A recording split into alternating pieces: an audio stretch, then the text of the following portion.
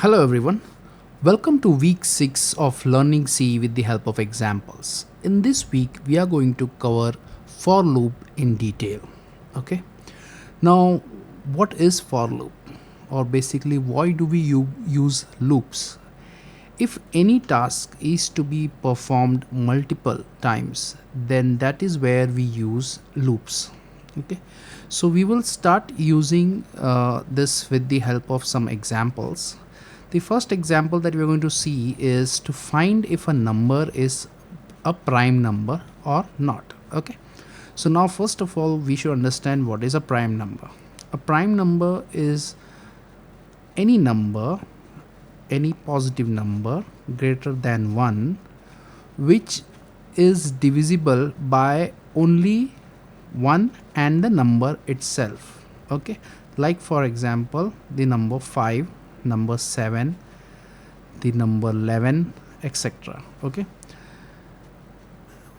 then there are other numbers like number 6 which are divisible by 2, which are divisible by 3. So these numbers cannot be called as prime numbers. Okay, so now once we understand what is a prime number, we can find out a logic of how we can tackle with this, right, this problem. Now what we have to do is, as we all know, all the numbers are divisible by 1, right? So what we are going to do is we are going to start checking whatever the user enters. Let's say the user enters a number, let's say 8, right? So if a user enters 8, we will start by checking whether it is divisible by 2, then 3, then 4 till 7. Okay, why 7? Because we already know it is divisible by 1 and it is also divisible by the number itself, right? So we are not going to take those two numbers into consideration. Other than that, all the numbers in between we are going to check. If any one of them is divisible, then that means it is not a prime number, right? So let us start coding this, right? And on the way I will also show you how to design the for loops. So this is let's begin. So basically the user is going to enter a number. Let's say it is going to be stored in n, right? So let us declare a variable called n. Okay, and let's tell the user what this program is all about. So prime number finder, right? After that I want to take the input from the user for the number n, right? So let us do, since it is integer, I will do %d, and then here I can do ampersand sign and n, right? And just to tell the user what they have to do, I will just remember always whenever there is a scanf we should inform the users what they are supposed to enter, right? So enter any positive number. Okay, so we have asked the user to enter any positive number. Now since the number is positive, if we were wanted, then we could have made this unsigned int. Okay, so what unsigned int, basically what int does is it takes the negative number as well as the positive number into consideration, right? Now because it takes both the sides of the number line, it has a lesser number it can store, right? But as soon as you make it unsigned int, what it does is it understands that only positive numbers are going to be there, right? So negative number, so your range of storing the positive number increases, right? So in our case, since prime numbers, we are going to deal with only positive numbers, so we can mark it as unsigned int. Okay, and whenever you mark it as unsigned int, it is a good practice to use %u for taking the input from the user, right? Whether you want to take the input or you want to display with the help of printf, always use %u if you want to use unsigned. Okay, so now this thing that we have done, this is completely optional. Okay, it's a good practice. If you know if the number is going to be positive, then it's a good practice to have the number tagged as unsigned. Okay, so once that is done, next we can go ahead and now we can write the logic as to how to find the whether the number is a prime number or not, right? Now to find that, we have to use we have to keep on checking each and every number from 2 to n minus 1, right? So if the user enters 9, then we will be checking whether it is divisible by 2 to 8, right? So this is the range that we have to check, right? For that, so we are going to start a for loop. So whenever we want to iterate something over a fixed number of iterations, we always use for loop. Okay, so let's start with the for loop. So for loop starts something like this. Okay, so it starts with the keyword for, then there is a round brackets, okay, and then there is a curly brackets, right? So the curly brackets is the body of the for loop. Okay, and inside the brackets is where all the magic happens, right?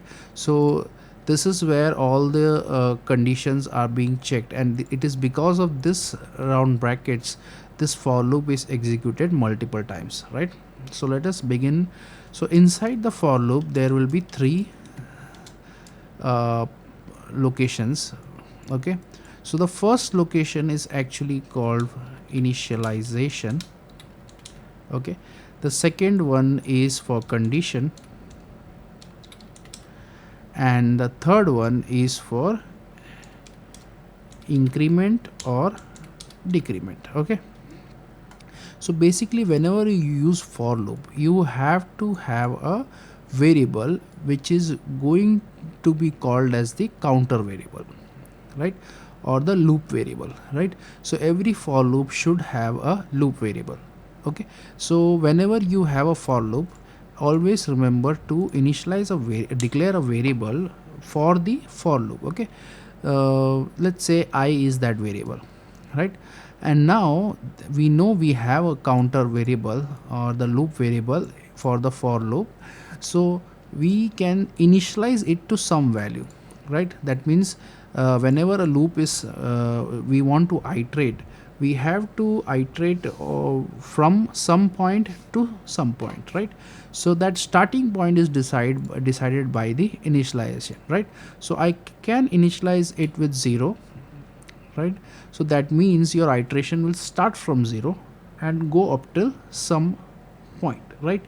And if you start with some, let's say, a higher number, okay, so it will start from 10 and then it may go up to some other value, right? Now whether it goes up or whether it goes down depends on whether it is an increment or a decrement, right?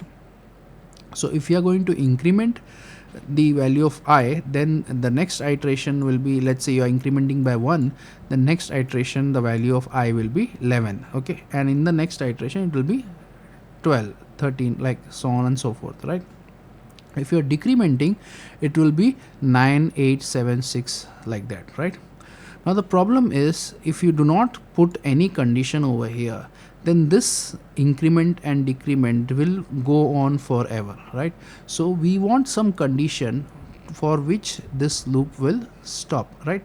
So basically the condition that we put over here, if that condition turns out to be true, this for loop will repeat. Okay, that means the block inside this code, whatever is the code inside this block, will be executed again and again until and unless the whenever the condition is true, the block will be executed. As soon as the condition becomes false, the loop will be stopped, right? Now if that is the case, let's suppose we in our case we know we want to start from 2, right? Now why 2? Because prime number if we start from 1, then we already know 1 is already divisible by all the numbers, right? So we do need not check for 1. So we are starting from 2, and we have to end till 1 less than n, right? So what we can do is we can check for if I is greater than n. Okay, so this is the condition that I'm going to check. Sorry, if I is less than n. Okay, so just look at this this condition. So initially the value of I will be 2, and it comes over here and checks is 2 less than n. Let's suppose n value is 9, right? So it checks 2 is less than 9. It is true, it is less than 9, right? So this block will be executed. Okay, once this block is executed, all the statements are executed, it comes over here and checks if anything has to be incremented. Okay, so let's say we want to increment it by 1. So I plus plus means it has to be incremented by 1. Okay, so once it is incremented, now the value of I becomes 3. Okay, so previously it was 2, now it becomes 3. So 3 less than 9, it is still less, right? So again this block will be executed, right? Like this it will keep on getting executed till the value of this becomes 8, right? So when it becomes 8, the I value becomes 8. 8 is less than 9, it is still true, right? So this again executes, and in the next statement it becomes 9, right? So as soon as it becomes 9, so here it becomes 9 less than 9, so that is not true, right? So it stops. So this for loop will stop at that particular point. That means I equal to 9. When it increments to I equal to 9, that loop will not be executed for I equal to 9, because this condition is false, so it will not be executed, right? So so till now we have understood how the loop works.